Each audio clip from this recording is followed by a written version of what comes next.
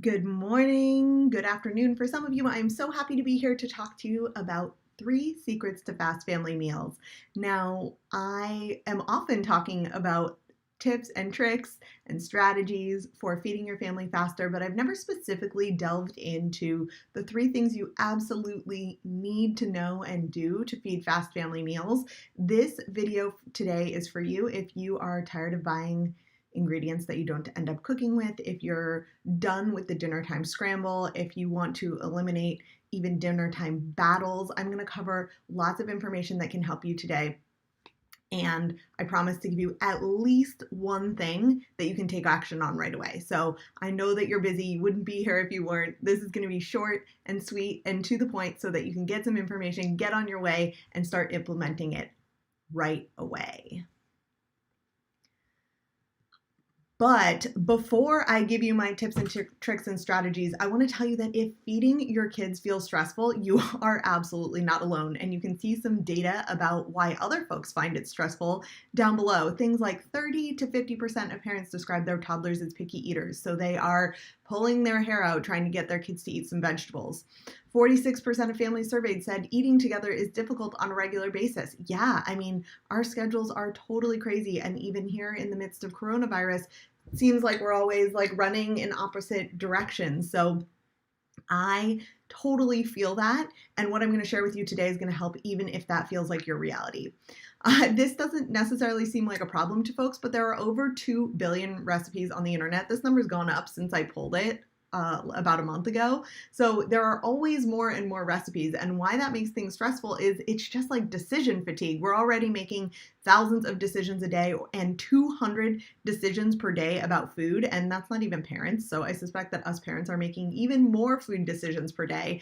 You get tired. And if you've ever ended up in a Pinterest super, you know this feeling of like, oh my God, there's actually too many options. I don't know what to make for dinner tonight. And then finally, everyone has a different opinion on what healthy even means.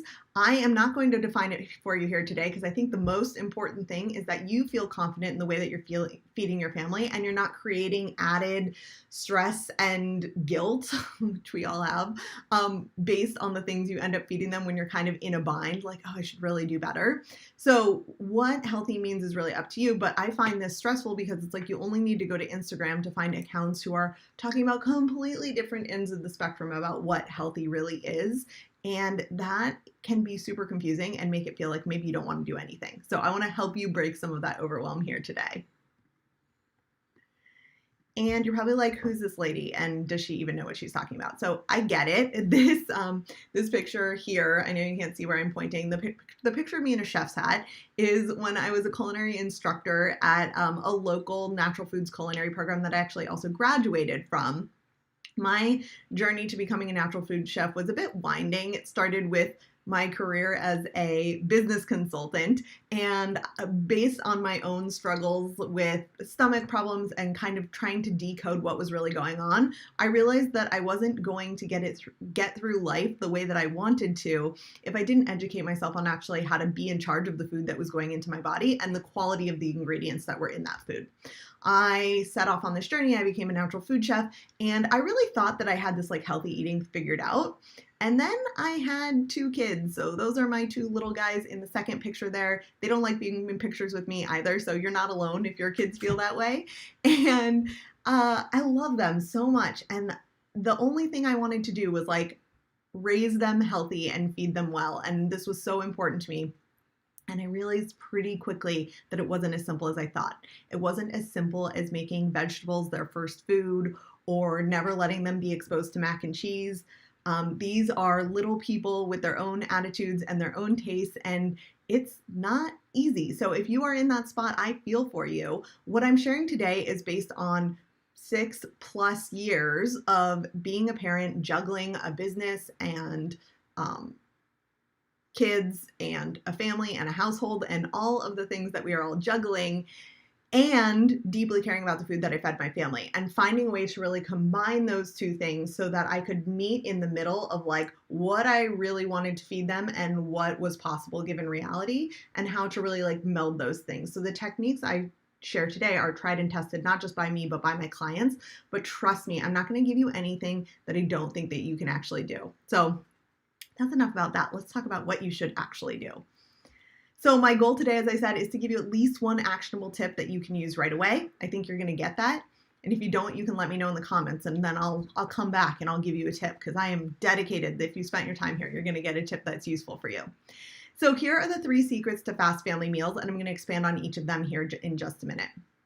Oh, I didn't tell you my name. I'm Amy. I'm the Family Kitchen Coach. This is my YouTube channel. If you're stumbling upon it in some other way, or if you're on one of my other channels watching this, you can find me on YouTube. And like I said, I'm a natural food chef and I'm a mom of 2 boys. So 3 secrets to fast family meals. 1 is you're going to make 1 meal for the whole family. 2, you're going to optimize your planning. And 3, you need to speed up your cooking. So let's dive into number 1 first. The number 1 problem that I see with most families, and I've been there, in getting dinner on the table fast, is in feeling like you need to make something different for every single person. I call this short order cook syndrome, and if you are suffering from it now, you need to stop. You need to stop because not only is it not good for your sanity and your time management and all of those things, but it's actually not great for raising healthy, balanced, competent eaters either. And I'm going to tell you more about that in just a minute, but I want that to kind of sink in, is that like you are both doing a disservice to yourself because dinner's taking a lot longer. It's a lot more complicated. You're probably cleaning up a lot longer, but it's also doing a disservice to your kids. So the first thing that you're going to need to do to feed fast family meals that you feel good about serving is to start serving 1 meal for the whole family. So the secret, as I've found it, is to strategically build family style meals. And this is awesome because the family style meal value goes beyond just the food that you're serving. Now, I'm struggling with technology, so I can't make these pop up. So you see all of the strategically built meal stuff right here, but I will walk you through it. So the rules of family style meals in my house, as I see it, and what works for other folks, is everything goes in the middle of the table. So you aren't actually serving anyone anything. It all is being centered in the table. It's made up of things you feel good about serving. So you are actually deciding what's served. It's not up to your kids, though they may have input sometimes. And the third thing is there's at least 1 thing that everyone likes. Notice I didn't say there's at least 1 protein, 1 vegetable, and 1 fruit that everyone likes, right? It's just at least 1 thing that everyone likes. And that includes you. So you get included in 1 thing everyone likes. Last night, I didn't do a family style meal, so this is not like all the time, but I was doing a quick meal for the kids, and then my husband and I had dinner later, and I fed the kids mac and cheese and snap peas. None of that would have been something I wanted. So I would have added a big salad to that normally if I were serving it family style, because we do have mac and cheese, but it's not what I want to eat. And so what you want counts too. So remember these 3 things. Everything goes in the middle of the table. It's made up of things you feel good about serving, and there's at least 1 thing everyone likes. And it looks a lot like this. So this is a real family style meal. I share them all the time on my Instagram stories at the Family Kitchen Coach. And it's a little bit dark. I apologize about that. But what we have here is a shrimp pasta with whole grain noodles, some sourdough bread with butter, a kale salad, some tomatoes, and some cucumbers. So everything is served in the middle of the table, check. The second thing is that it's all made up of things that you feel good about serving. So I feel good about that whole grain pasta and the whole grain sourdough. There's some veggies out there, awesome. And there's at least 1 thing everyone likes. So I'll category it for you, is my husband and I will eat that pasta. My kids are always welcome to it, but I don't nag them or push it on them. I just put it out there and it's always available to them. The whole grain bread with butter will definitely be eaten by my 6-year-old. The kale salad is for me, honestly. My husband will eat it because it's there, but it's for me. That's what I wanted. My 6-year-old also loves cherry tomatoes, and my 3-year-old is going to love those cucumbers. Now, here is an important distinction. This is the meal I built that meets those categories, and I'm going to say them one more time just so you remember them, and so I'm going to make sure I remember them too. Everything's served in the middle of the table. There's a variety of options that you feel good about serving, and there's at least 1 thing that everyone likes. So This comes to an important thing that I learned a while back, which is the division of responsibility in feeding. So this was important information for me to learn, to let go of micromanaging what everyone ate and instead really focus on the macro picture of what was served and then letting them serve themselves. So this research comes from the Ellen Satter Institute. Ellen Satter is a pediatric dietitian, I believe, who has done a ton of research on this. And what they have found is this, that your responsibility as a parent is to decide what to serve, when to serve it, and where it's served. And your kid's responsibility is how much they eat and whether they eat. So you can probably see pretty quickly that where family style meal comes in and why that first point, put everything in the middle of the table, is there, is because then everyone chooses from what's available. I know that I've served something that they usually will eat. It's not my job to decide whether they eat it. So whether my 3-year-old, there are nights he decides not to have anything for dinner, right? I'm not going to sit there and say, like, don't you want some cucumbers? How about some cereal since you didn't eat any of those cucumbers? Let me get you another vegetable. All of that is off the table because I have already made the decision about what to serve, when to serve it, where it's served, and my kids are deciding how much they eat and whether they eat. And I've got to tell you, this approach has been super freeing to me, and it has let me step out of that short order cook syndrome that I talked about earlier. And it's going to help you too if you do this. It's going to help you serve one meal to the whole family, and it, as a result, will help you to feed your family faster. So what if they don't eat it? I know that this is always a question for me. So it was important for me to also learn that family style meals are important because it can take 10 to 20 neutral exposures on average for a kid to try a new food.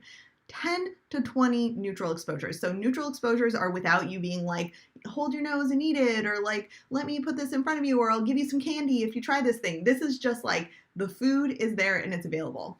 So exposure is something like seeing it, smelling it, touching it, and tasting it is kind of the pinnacle of all of the things. And it honestly happens last. They might see it a bunch of times first. They might smell it a bunch of times first before they ever get up the gall to taste it or even touch it for that matter. Family style meals are magical in this way because kids are seeing things that they might not otherwise be eating, but it's kind of normalizing it for them. I have a funny story that the other day I served salmon for dinner. I don't ever expect my kids to eat it because they just haven't in the past, but it's in the middle of the table. We don't talk about it. I don't say things like, oh, you guys don't want this. I offer them a little bit of everything and I can help them get it or they can help themselves. And my 6-year-old was like, I'd love some salmon. I was like, oh, okay. Trying not to look too surprised. And I served him a piece and he was like, oh, this is delicious. And they said, oh, would you like some more once he finished? He said, no, I'm good. And it was just such a beautiful example of the fact that he has seen salmon over and over again. He hasn't been pressured to have it.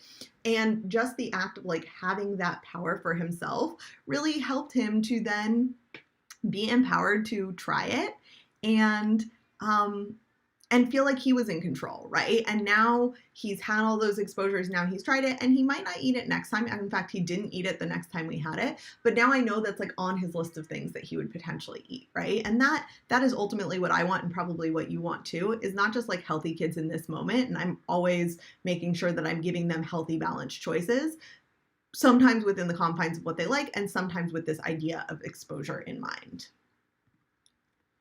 So now that you're ready to feed your whole family one meal, you are ready to actually plan for feeding your whole family one meal. I am not a planner by nature. I don't like it. I don't like being organized. I love cooking, so I like really want to fly by the seat of my pants and just be creative. And the reality is, whether you like cooking or whether you like hating or hate cooking, the answer is that to feed a family well, you need to be planning. You need to be planning strategically, you need to be planning intelligently, and that is what I'm going to share with you in this next section. So many of us hate planning because it feels really complicated, or we make it feel really complicated, or it feels like confining. And I want to assure you that there are plenty of ways that you can plan without making those things true. So under simplifying planning, I think of things like streamlining your planning logistics so that you're not coming up with a new system every single week or having to think too hard about what to feed your family. You're going to keep it simple and then plan the same meal for the whole family. You guys got that by now, right? Okay. So when it comes to weekly planning, there's 2 different approaches you could take, and I have 2 templates here that I'm showing you. There's the SMART meal plan system, and then there's what I call micro meal mapping, which is like a much more detailed approach to meal planning. You can do either one of these. So if you are currently in the I hate to plan camp because I come up with a plan and then everything goes bad and then I'm discouraged, I want you to start with the SMART meal plan. And if you're currently in the like, yeah, I have loosely a plan, but then, we end up scrambling some nights and I could use more help with having a structure, then the micro meal map might be for you. And certainly in the time of coronavirus quarantine, where I was trying to be much more organized with our groceries and where we're home a lot more and I'm having to feed every single meal, the micro meal map has been key for me personally. So the difference between these two is just the level of detail. In the SMART meal plan, you have 3 dinners that you plan every week, and then you have 2 backup meals. And I define a backup meal as something that you can like keep on hand that could do in a pinch. So this for me is like brown rice pasta, paleo meatballs from Costco, and Rouse tomato sauce. Those 3 things can be put together to make a meal anytime, and because I freeze the meatballs, they're always on hand. That means that if I don't use that backup meal this week, I can float it to next week. And so it's really like 5 meals that you have on hand, and then you probably already have like the super simple things like breakfast for dinner or eating out or any of the other things to fill in the other spaces. So I love this as a place to start where you can actually be successful in just really planning 3 meals and then having 2 backup meals that can kind of like float along. On the micro meal map, it's obviously a lot more detailed, but the trick to this is not making decisions every single time.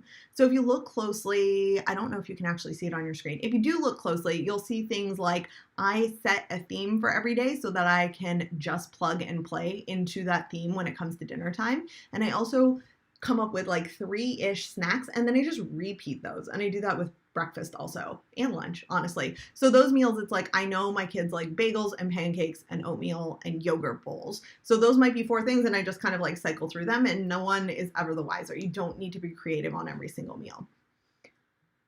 And the way that I keep it super simple is by having a formula in mind. So I think of dinner as what I want for our family is a carb, a protein, a fat, and a veggie. Your formula might be different, but by knowing kind of the checklist in my mind, I can check those things off as I go. If I go back to that meal that I showed you earlier, it's like the pasta had shrimp in it, check. So that's a carb and a protein.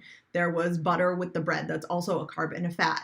There was tomatoes and kale and cucumbers. Those are veggies. Check. Now I can move on. So it doesn't need to be so complicated, and you don't need multiple recipes. In fact, I highly recommend against it if you want to get quick dinners on the table.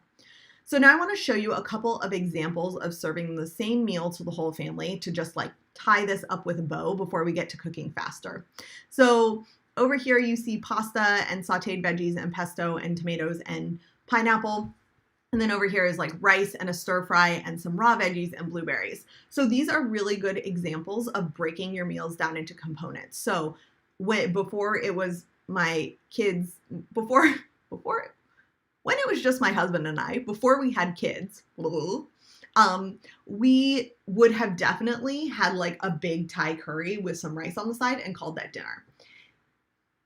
Adding my kids to the mix, they don't want a Thai curry with like all of the flavors mixed in one piece. So what you will see is me often separating out pieces that I think would be appetizing to them, which is not cooking a separate meal. Like here, the veggies that they got were simply some broccoli and some snap peas separately, right? So I didn't cook anything extra. I didn't even feed them anything extra. It was just the same thing in another form.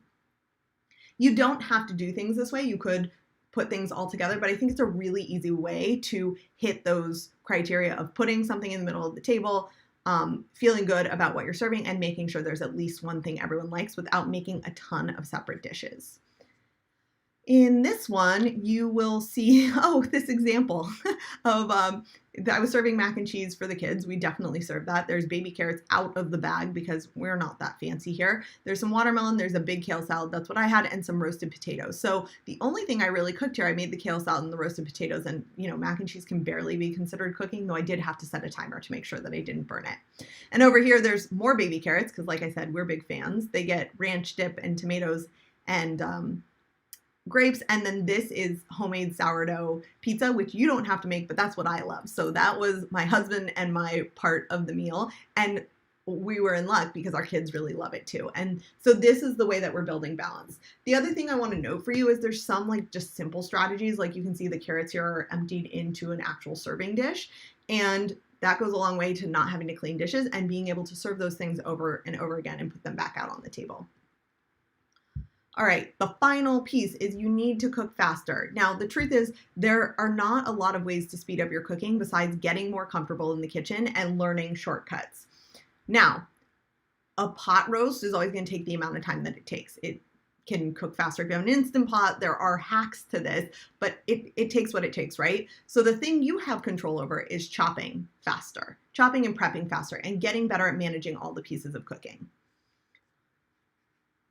And the other piece is that you need to pick fast recipes. My computer is dying, of course, so I'm going to go through this quickly. You want to pick recipes that have simple ingredient lists and not too many instructions. So I look for less than 7 ingredients and not too many instructions in the list. So in this simple example, it would be like both of these are chicken stir fries, but in the one on the right, the complex one, I have to have poached my chicken ahead of time, which is another step that they didn't allot time for. They didn't give instructions for, and I'm going to have to do separately. That's all cool if I prep it ahead of time, but I probably didn't because I was scrambling and I forgot that that needed to happen. And so this recipe has now become too complex for a weeknight where I'm looking for an under 30-minute meal. And on the left-hand side, you can see that it's a lot simpler. Now, are there delicious meals that are complex? Absolutely. Oda Ling, he is one of my favorite food writers and cookbook authors, and his recipes are amazing, but they take multiple days. So they are not suited for fast family meals in my house. I save those for like Saturday nights and elaborate times when we're having people over, not for weeknight meals. And I would suggest that you do that as well. This is honestly the number one tip that I have for people who are used to picking recipes that say they're 30 minutes and then it takes them like an hour and a half. It's usually, you know, the person who made the recipe is probably a lot faster, no offense. And, you know, there's all these pieces that may have been pre-prepped for them and then you're having to do, and you probably aren't chopping as quickly as they do or maybe as good at like managing multiple pieces. So I'll talk to you more about the managing multiple pieces and the chopping faster in just a minute, but I do want to tell you about these tools to help you cook fast. So these are some of the things that I love to see people have on hand if they want to cook more quickly. And I know people love fun toys. So just really quickly, a sharp chef's knife. This one is Victorinox Fibrox. I got it on Amazon. A large cutting board like this Epicurean. These two together will revolutionize your chopping because you're going to have space to actually do it. And if you throw a garbage bowl on the side to put your waste in, that's going to make you a lot faster than like walking across the kitchen or trying to like chop things in a small space. I love a good cast iron pan. Mine is a Lodge Logic. It's a large one and I fry eggs in it and I make pancakes in it and I kind of do everything in it. It's my most used pan and it lives on our stove. An Instant Pot is optional, but I love it for cooking meat from frozen. If you've forgotten to take things out of the freezer, that's honestly its best application in my book. I love cooking beans and doing stews and all those kinds of things in it, but best application is if you forget to defrost your meat constantly and then you're scrambling for dinner, get yourself an Instant Pot. I love lots of kitchen towels for cleaning up quickly so that you can clean as you go. You're not like wasting paper towels or you're not dirtying your sponge. And there's a reason that they are like such a prized possession in professional kitchens. Get yourself some kitchen towels.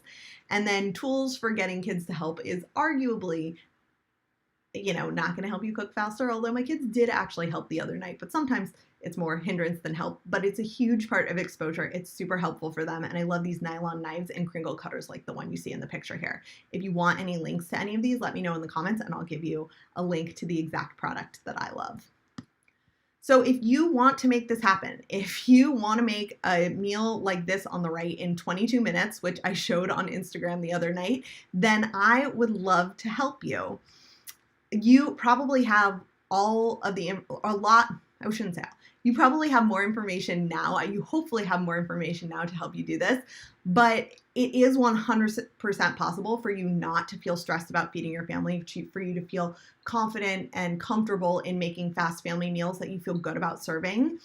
Even if you currently hate cooking, you love making elaborate meals, and you don't know how to switch over to making quick ones that your kids will actually eat, you have kids who are like always turning their nose up at everything, or you're constantly wasting food that you had good intentions for. We've all been there. And I used to tell people in my cooking classes, like, the kale that goes bad in your fridge doesn't make you any healthier, right? So now you wasted money, you wasted time going to the store and buying it and making sure it was on your list, and then you bought it and then it went bad, and it's just like bad all around. So I want to help you break out of that mode so that you can feed your family fast meals, feel good about what you're serving, and know that your kids are getting the nutrition and the exposure to different foods that's going to help them be lifelong, healthy, competent eaters.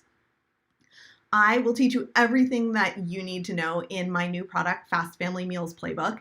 It is currently at its introductory price of $37, which is honestly a steal. Like, this ultimate family feeding guide, which you see in the background, is worth $37 alone because it goes through everything that you need to know about feeding your kids healthy meals and growing healthy eaters for life, and also has like over 20 family meal ideas, and I'm adding to it constantly.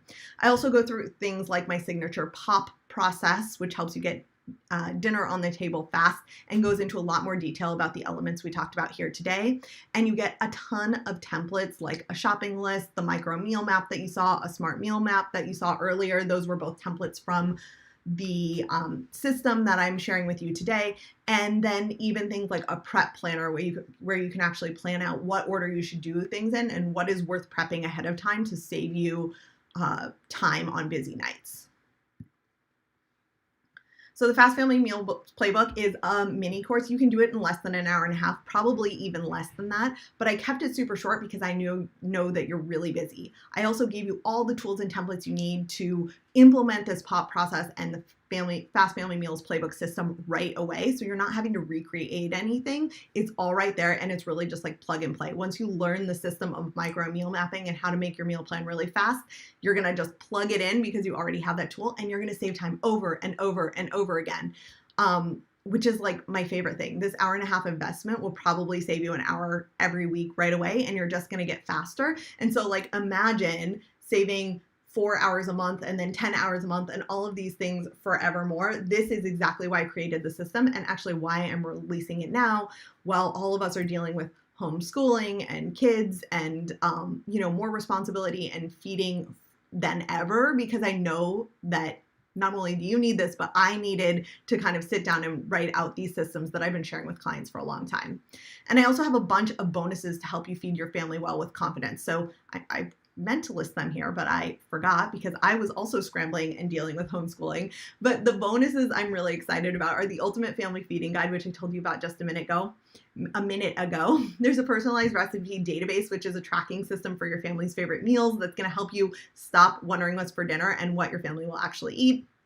And then the third one is my Kitchen Ninja mini course, which I have been selling for some time with rave reviews. It's never been included in a program like this before, and it super bumps up the value of what you're buying here because it is like tried and true chef techniques for chopping faster.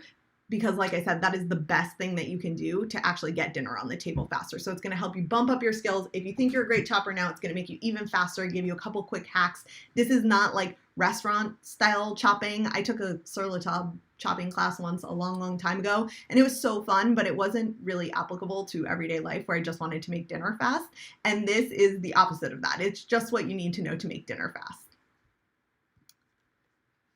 So if you want the information about this awesome $37 course, which I'm really excited to be offering, there's a link down below that you can click on. And I wrote the wrong date. Anyone who buys by midnight on Friday, September 25th, so that's tomorrow, you have like a day and a half. If you buy by tomorrow, you're going to get a 2-week swipeable meal plan free. So this is something I'm going to be selling for at least $17 coming in October, but you're going to get that free as a fast action buyer.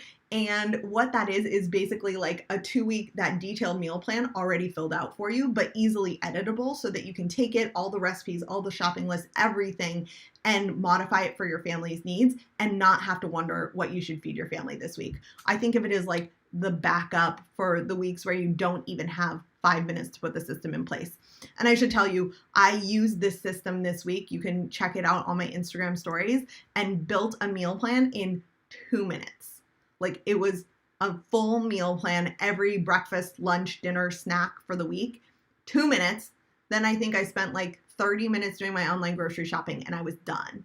And now all I have to do is execute. This stuff is amazing. If you feel like you are short on time, I promise you, it's going to give you actionable steps that you can use to feed your family well faster, so that you can stop spending time worrying about what you're feeding your family, feeling bad about what you ended up feeding them when you were in a scramble, pulling your hair out because they need to eat another meal, all like feeling bad about the food that goes bad in your fridge. Like, there are so many layers to this for us as parents, both guilt and time and stress and good intentions and all those things. And I want to help you change that. So if you have any questions, please let me know down in the comments below. And I can't wait to see you guys inside Fast Family Meals Playbook.